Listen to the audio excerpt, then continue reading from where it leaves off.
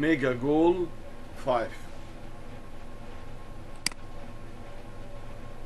In the name of Allah, most gracious, most merciful, my dearest students, happy studying year. Happy new studying year. I congratulate you on starting our new year, and let's get started.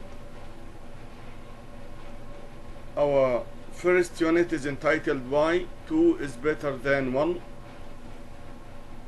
Students book, page 6 and 7.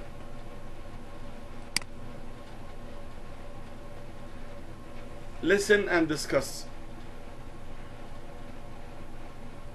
Name some famous husbands and wives from history. Tell the most legendary story you know of a famous couple. Read the texts about some famous marriage from history. Do you think their marriage made it easier for them to achieve certain goals? Listen carefully. Marie and Pierre Curie, 1894 to 1906. Maria Sklodowska was born in Warsaw in 1867. She was the daughter of a secondary school teacher. She studied in local schools and received some training in science from her father. Because women were not able to attend university in Poland in the 19th century, Maria left Poland to study at a French university in 1891. Now known by the French name Marie, she worked hard in a laboratory that was owned by Pierre Curie. Pierre Curie was born in Paris in 1859. He received his early education at home and then joined the Faculty of Sciences at the Sorbonne. He was promoted to professor in 1900. Marie and Pierre Curie got married in 1895. Although poor, they were devoted to each other and their research.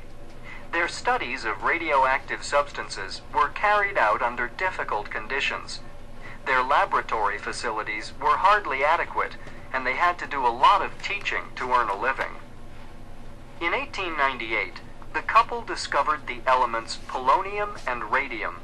They eventually won the Nobel Prize for Physics in 1903 for the discovery of radioactivity. When Pierre died in 1906, Marie honored his memory by continuing their work. In 1911, Marie Curie won another Nobel Prize, this time for chemistry. She was the first person to win the Nobel Prize twice. Anita and Giuseppe Garibaldi, 1839 to 1849. Giuseppe Garibaldi was a leader in the struggle for Italian unification and independence. When Garibaldi was exiled from Italy, he fled to South America, where he lived for 12 years and fought in another struggle for independence. This time for the independence of Uruguay from Argentina. While in Brazil, Garibaldi married Anita Ribeiro, a young woman from Laguna, a small town in southern Brazil. As husband and wife, the two traveled everywhere together. It was known that Anita even accompanied her husband to battles. However, on August 4th, 1849, Anita, pregnant and sick, died in Garibaldi's arms. Garibaldi never did get over his grief at Anita's death. Over a decade later, he was still grieving when he first went to meet the king of a unified Italy, wearing one of her scarves.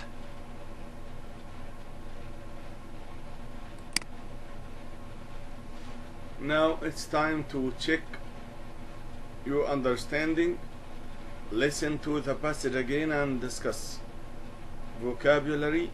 Match each word with its meaning or to its meaning.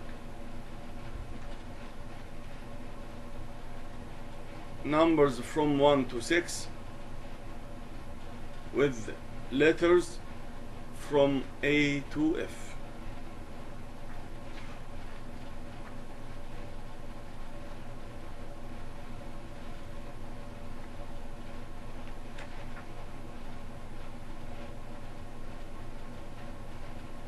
Number 1,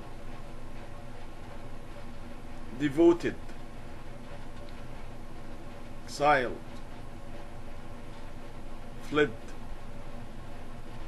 deriving, legendary, unification.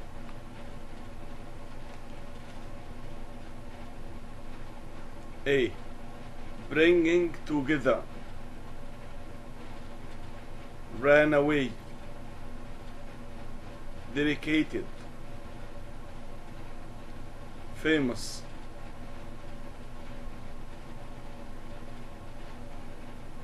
forced to leave one's native country, mourning,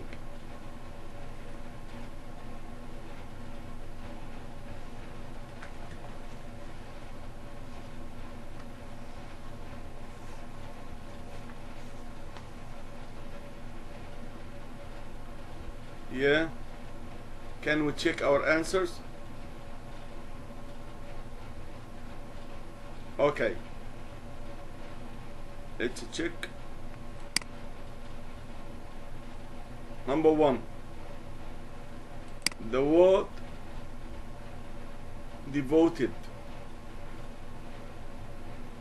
means dedicated.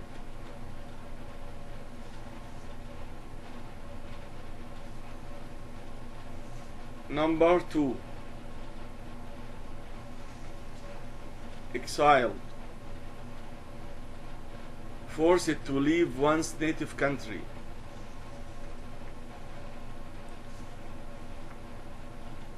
ينفي or نفى.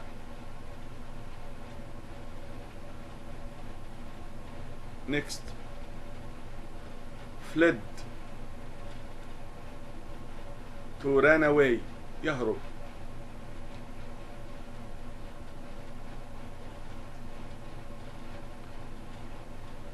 Deriving, it means mourning, or we say to feel sorrow about some bad memories. Legendary, famous. Unification, bringing together.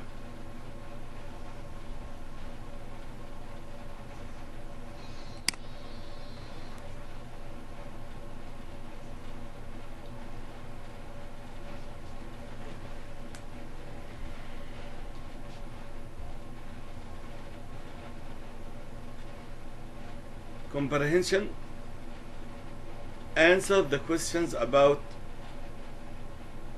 the marriage from history. Why did Marie Curie leave Poland after school?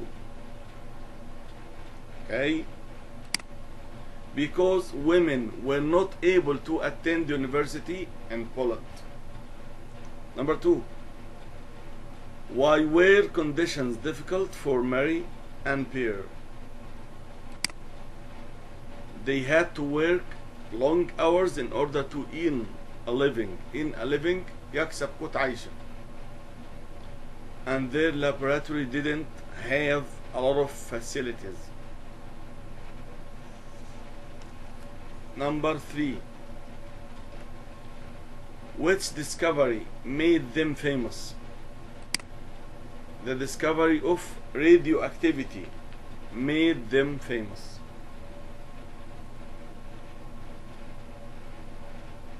How many Nobel Prizes did they win and when? They received a Nobel Prize for physics in 1903, and Marie Curie won another Nobel Prize in chemistry in 1911.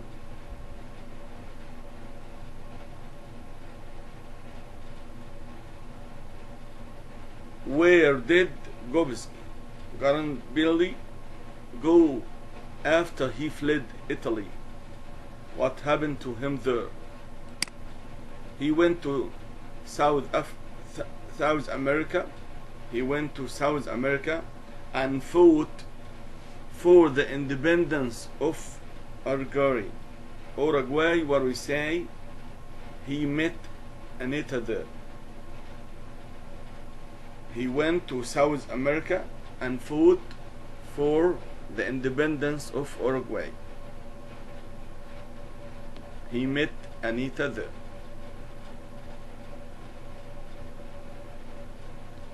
Was Garibaldi's campaign in Italy finally successful?